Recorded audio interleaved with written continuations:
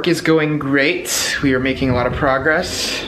Something else that we've been doing while Scott's here is making music.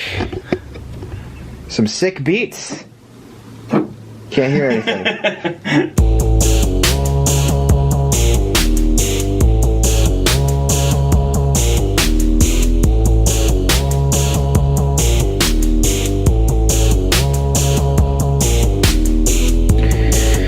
Alright, so I'm here in the studio slash bedroom, and I kind of wanted to talk about a little bit about what we're doing this week for the game, because one of the reasons Scott came to visit is so that we could work on this more closely, and because we're at a very decisive point in development where we need to figure out how we're going to make the bulk of the game. And for the most part, we have enough experience to understand exactly how we're going to bring in the assets, make them work on the actual PC or whatever we release it on. But at this point, we're still trying to work out, the finer details of how we're going to translate our documentation into a physical game product. And usually what that involves doing is creating tools for game designers to use, like myself, which can then export data for Scott to read into the code. And right now we've actually happened upon a really interesting program called RC Draft. I know I've mentioned it a few times, but originally we just kind of planned for this to be a very, basic sort of planning tool for us to outline the different items, equipment, and other sort of design data that we would then enter into the game through some other interface, some other tool that Scott would have to write for us to use, us the design team. But what we're actually finding is that this Artisy tool is extremely powerful.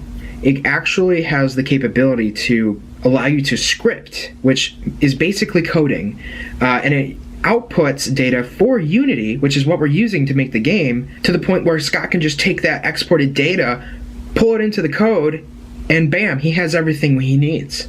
Essentially, that's the idea.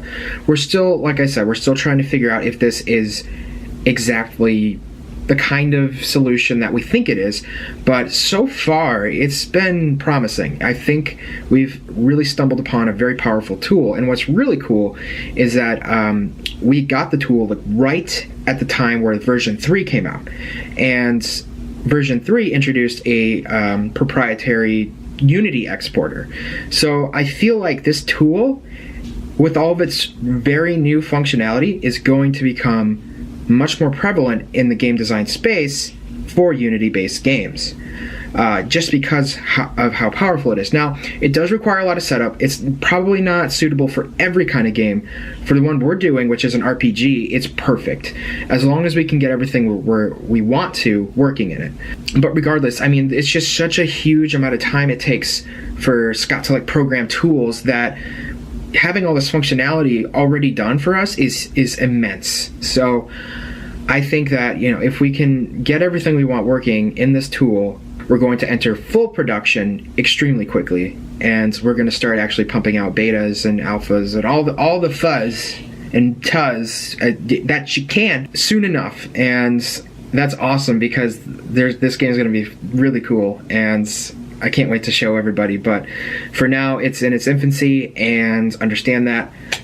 So at this point, though, we are still working on stuff. We're actually just kind of setting up Dropbox and getting everything going, trying to figure out our folder structure and all that jazz. But yeah, it's been good. So I'm going to end the vlog here, because it's kind of getting late, and we still have more to do, and I do have to work in the morning tomorrow, so I need to hurry up and edit this. So yeah.